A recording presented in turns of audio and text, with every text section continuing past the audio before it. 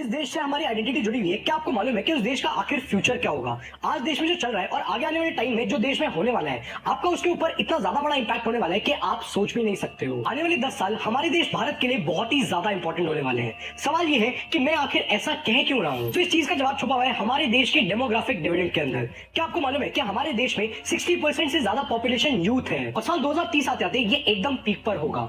लेकिन सवाल ये है कि साल 2030 में आखिर ऐसा चेंज क्या होगा? आखिर ऐसा होगा क्या जिससे हमको बहुत ज्यादा फायदा होने वाला है? तो इंडिया की आज की कंडीशन, पिछले कुछ सालों का प्रोग्रेस और ऑनगोइंग प्रोजेक्ट्स को एनालाइज करते हुए हम ये जानेंगे कि what will be the future of India. साल 2020 में इंडिया में कोविड हिट किया, जिसका नुकसान हम आज तक होते हुए देख रहे हैं। लेकिन आने वाले टाइम में हमारा देश इस कोविड की सिचुएशन से पूरी तरीके से रिकवर कर जाएगा। धीरे धीरे कोविड का इंपैक्ट कम होता जाएगा और सारी चीजें नॉर्मलाइज होती जाएंगी और यहाँ से हमारे देश के लिए एक्चुअली में चीजें बदलनी शुरू होंगी। एंड यू नो व्हाट, आगे आने वाले 10 सालों में आपको एक चीज तो गारंटीड देखने को मिलेगी, वो चीज है बुलेट ट्रेन। तो इंडियन गवर्नमेंट ने ऑलरेडी बुलेट ट्रेन प्रोजेक्ट के ऊपर काम करना शुरू कर दिया है, जिसकी स्टार्टिंग मुंबई टू अहमदाबाद के हाई स्पीड रूट से हो गई और देखते ही देखते कुछ ही सालों में जापानीज टेक्नोलॉजी से बनी ये हाई स्पीड ट्रेन हमारे देश के कई सारे राज्यों को आपस में कनेक्ट करेगी। और फिर दिल्ली से मुंबई जाने में जो ट्रेन का सफर आपको 16 से 24 घंटे का पड़ता था, वो आप 2 से 3 घंटे के अंदर अंदर कवर कर पाओगे। इसके साथ साथ हमारे देश में जिस स्पीड से मेट्रो लाइन डेवलप होती जा रही है ना, साल 2030 आते आते हमारे देश के हर एक शहर के हर एक कोने को मेट्रो आपस में कनेक्ट करेगी, जिससे लोगों का टाइम और पैसा दोनों बचेगा। और एक चीज तो ऐसे आने वाली है जो आपके होश उड़ा देगी, उस चीज का नाम है मेट्रिनो। ये एक तरह की एयर टैक्सी होगी जो कि एयर रेल्स पे ट्रॉलीज की तरह इलेक्ट्रिकली बिना किसी ड्राइवर के ऑपरेट हो रही होंगी। बस आपको अपने फोन में एक ऐप के थ्रू इनको बुलाना होगा और आप इसके थ्रू कहीं पे भी शहर में ट्रैवल कर सकते हो। आने वाले समय में हमारा देश भारत इस दुनिया का सबसे ज्यादा आबादी वाला देश बनने वाला है। आई नो, ये सुनकर आपके दिमाग में एक सवाल तो जरूर आ रहा होगा कि अगर हमारे देश की पॉपुलेशन इतनी ज्यादा बढ़ जाएगी तो हमारे देश में गरीबी का क्या होगा? फिर तो गरीबी भी बढ़ जाएगी। वेल, ऐसा नहीं है। साल 2030 आते आते हमारे देश की 80% population middle class income group को बिलोंग करने लगेगी। कुछ लोग फिर भी गरीब होंगे, लेकिन उनको भी सपोर्ट प्रोवाइड करके धीरे धीरे मिडिल क्लास की ओर शिफ्ट किया जाएगा। लेकिन स्टिल अगर हम इंडिया की आज की प्रेजेंट कंडीशन देखें तो 3 ऐसे सेक्टर्स हैं जिनके ऊपर हाइपर फोकस करने की जरूरत है। Number 1, small businesses. आपको ये फैक्ट जानकर बहुत ही ज्यादा हैरानी होगी कि चाइना के अंदर 3.5 करोड़ स्मॉल बिजनेस यूनिट्स हैं, लेकिन वहीं पर इंडिया के अंदर पता है कितने हैं? 7 crore small business units. But इसमें एक बहुत बड़ा ट्विस्ट है। चाइना की जो 3.5 करोड़ एमएसएमईज है ना, वो उनकी टोटल जीडीपी में 60% कॉन्ट्रीब्यूशन करती हैं और वहीं पे इंडिया में 7.5 करोड़ एमएसएमईज है, लेकिन उनका कॉन्ट्रीब्यूशन हमारी जीडीपी में हार्डली 30% है। ऐसा इसलिए क्योंकि लार्ज स्केल बिजनेसेस के लिए तो banks, financial institutions and in fact consultancy भी हमेशा हाजिर होती है, लेकिन बहुत ही कम लोग हैं जो स्मॉल और मीडियम साइज बिजनेसेस को एम्पावर कर रहे हैं। वैसे अभी हमारी गवर्नमेंट ने इन एमएसएमईज को सपोर्ट करने के लिए काफी सारी स्कीम्स निकाली है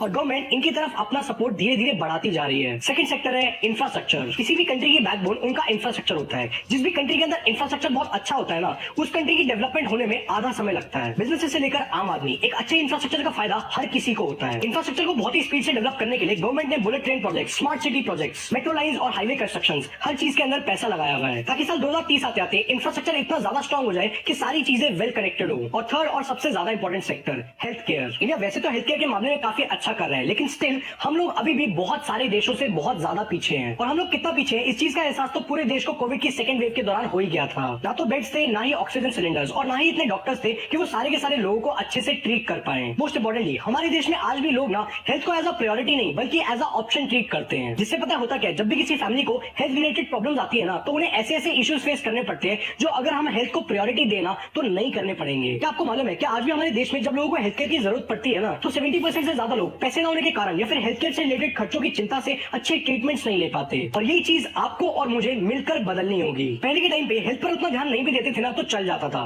क्योंकि ना तो उस टाइम पे इतना ज्यादा पॉल्यूशन था, ना ही चीजों के अंदर इतनी ज्यादा मिलावट थी और ना ही हम सब लोग इतना ज्यादा सेडेंटरी लाइफस्टाइल जी रहे थे।